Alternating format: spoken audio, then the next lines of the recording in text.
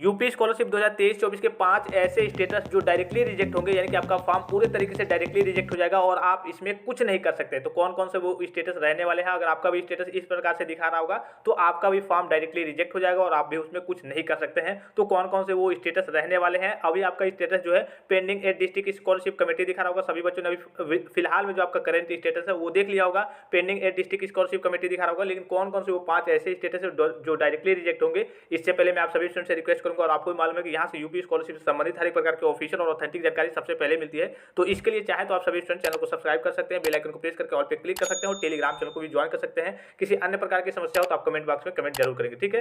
देखिए, ये जो पहला स्टेटस है, कुछ स्टेटस तो ऐसे हैं जिनका चलिए कुछ ना कुछ समाधान है। जैसे कि यही स्टेटस दिख रहा होगा आपको, पिछली बार का स्टेटस है, rejected by district scholarship committee. और रीजन में क्या है? UID never enable for DBT. इसका मतलब क्या होता है? यूनिक आइडेंटिफिकेशन जो नंबर है नेवर इनेबल, यानी कि इनेबल ही नहीं आपके डीबीटी यानी कि डायरेक्ट बेनिफिट ट्रांसफर के लिए। आपने देखा होगा या फिर सुना भी होगा, कभी कभी ये होता है कि मान लीजिए सपोज कीजिए कि आपका विभाग के द्वारा पैसा भेजा जा रहा है और आपका जो बैंक अकाउंट है वो आधार कार्ड से लिंक नहीं है, हट गया है, ठीक है, लिंक था लेकिन हट गया है। या फिर कभी कभी एनपीसीआई की समस्या आ जाती है, इसलिए जो विभाग के द्वारा ऑफिशियल नोटिफिकेशन रिलीज किया गया था उसमें सीधे शब्दों में मेंशन था कि हर 2-3 महीने में आप ट्रांजेक्शन वगैरह करते रहिए, बैंक अकाउंट की जांच करते रहिए कि हाँ कहीं ब्लॉक तो नहीं है। अगर ब्लॉक होगा तो इस केस में जब आपका पैसा भेजा जाएगा तो रिजेक्ट हो जाएगा, ठीक है। तो इसका तो चलिए सोल्यूशन है। मान लीजिए कि अगर आप अभी आपका पेंडिंग है डिस्ट्रिक्ट स्कॉलरशिप कमेटी स्टेटस में दिखा रहा है, अगर बैंक से अभी वेरीफाई होने वाला है, रेस्पॉन्स पेंडिंग बाई पीएफएमएस दिखा रहा है, तो आप अगर करा लेंगे, आपका एनपीसीआई वगैरह जांच वगैरह देख लेंगे, एक बार जाकर के ट्रांजेक्शन वगैरह कर लेंगे, सारी चीजें मैनेज होंगी, तो इसमें कोई दिक्कत नहीं है। चलिए, इसका तो सोल्यूशन है।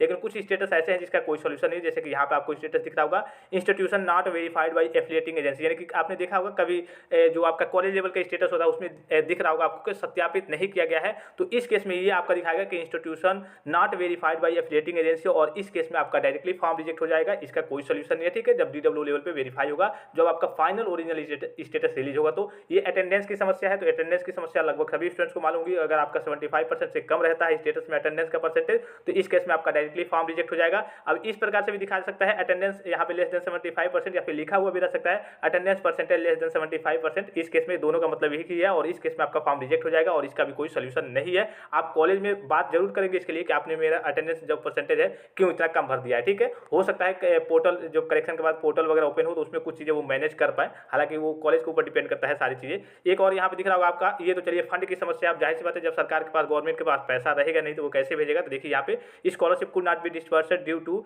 अनअवेलेबिलिटी ऑफ फंड, यानी कि फंड की अनुपलब्धता के कारण फंड में पैसा नहीं था, जिसके कारणवश आपका पैसा नहीं भेजा जा सका। तो चलिए, तो फंड की समस्या है, इसकी तो कोई बात ही नहीं करनी। चलिए, फंड अब जब जाहिर सी बात है कि फंड में पैसा ही नहीं रहेगा तो कैसे आएगा। एक और देखिए यहाँ पे, application form receive by institution but not know further action taken by institution, यानी कि आपका फॉर्म कल ये रिसीव हो गया इंस्टीट्यूट में। आप देखा होगा काफी सारे स्टूडेंट्स कह भी रहते हैं सर मेरा पेंडिंग बाय इंस्टीट्यूट करके दिखा रहा है या फिर रिसीव बाय इंस्टीट्यूट करके दिखा रहा है, यानी कि आपका फॉर्म सबमिट हो गया, आपने जमा तो कर दिया है, लेकिन वो क्या हुआ है, आपके कॉलेज वालों ने कोई एक्शन नहीं लिया है, उसको फॉरवर्ड नहीं किया है। तो इस केस में आपका फॉर्म भी डायरेक्टली रिजेक्ट होगा और इसका भी कोई सोल्यूशन नहीं, इसलिए कि डेट वगैरह समाप्त हो गई है। तो इसके लिए करिए कि आपका फॉर्म अगर आपके स्टेटस में इस प्रकार से दिखा रहा होगा तो आपका फॉर्म डायरेक्टली, और ये देखिए इसी बार का स्टेटस है 23/1/2024 का कल रिसीव किया गया है और ये इसी बार का स्टेटस है, तो ये भी आपका डायरेक्टली रिजेक्ट हो जाएगा। इसके बाद से यहाँ देखिए एक और स्टेटस आपको दिख रहा होगा, आप 50% जो, हाँ देखिए काफी सारी जगह पे मैंने आपको बताया भी था कि कई सारे प्राइवेट इंस्टीट्यूशन वगैरह हैं, उसमें अगर आप मान लीजिए कि इंटरमीडिएट के बाद करिए कि उसमें बेसिक, जैसे मान लीजिए कहीं एडमिशन ले रहे हैं आप, उसमें मांगा गया है कि हाँ आपकी कम से कम योग्यता क्वालिफिकेशन इंटरमीडिएट होनी चाहिए, इंटरमीडिएट पास आउट करके आप उसमें एडमिशन ले रहे हैं। अब आपको तो मालूम नहीं होता, चलिए आपका 50% है, 55% है, आपने किसी कोर्स में प्रोफेशनल कोर्स में एडमिशन ले लिया,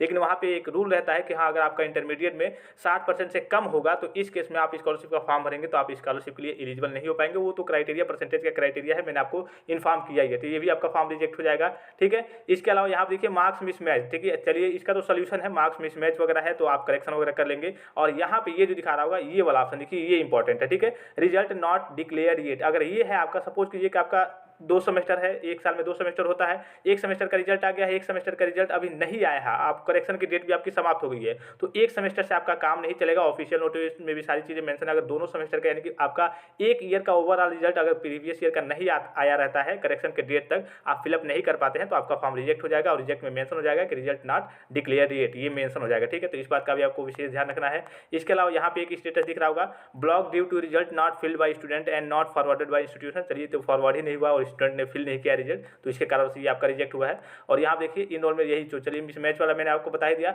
हाँ, एक और यहाँ पे समस्या आ रही थी, कौन सी समस्या थी? नॉन काउंसलिंग की, ठीक है। नॉन काउंसलिंग वाले बच्चे ध्यान देंगे, जो भी बच्चे डायरेक्ट एडमिशन लिए हैं किसी भी कोर्स में, या फिर करिए कि कहीं भी एडमिशन ले लिए हैं, डायरेक्ट एडमिशन ले लिए हैं, तो उनका भी फॉर्म आपको मालूम है कि इस बार से जो रूल लगा है, अगर आप डायरेक्ट किसी भी कोर्स में एडमिशन लेते हैं, करिए कि प्राइवेट इंस्टीट्यूट हो चाहे गवर्नमेंट में, चूंकि होता ही नहीं है, प्राइवेट में डायरेक्ट एडमिशन ले लिए हैं बिना काउंसलिंग के, रूल है गवर्नमेंट का कि अब पहले आप क्या कीजिए, इंट्रेंस एग्जाम दीजिए, काउंसलिंग कराइए, उसके बाद से एडमिशन लीजिए। भले आपके नंबर कम वगैरह आएंगे, कोई बात नहीं, आपका एडमिशन हो जाएगा, स्कॉलरशिप आ जाएगी। लेकिन अगर बिना काउंसलिंग का आप डायरेक्ट एडमिशन लेते हैं तब भी आपका पैसा नहीं आएगा और आपका फॉर्म रिजेक्ट हो जाएगा। तो ये कई स्टेटस है जो मैंने आपको बताए, कई स्टेटस जो डायरेक्टली रिजेक्ट हो जाएंगे और कई स्टेटस ऐसे थे जिनका तो चलिए कुछ ना कुछ सोल्यूशन था, ठीक है। आई होप कि ये वीडियो आपको काफी ज़्यादा इन्फॉर्मेटिव लगा होगा। और भी कोई डाउट्स, कोई कंफ्यूजन हो, कोई समस्या हो या फिर कुछ पूछना चाहते हो तो आप कमेंट बॉक्स में कमेंट करके पूछ सकते हैं। फिलहाल इस वीडियो में इतना ही, इजाजत दीजिए, धन्यवाद, थैंक्स फॉर वॉचिंग, मिलते हैं नेक्स्ट वीडियो में।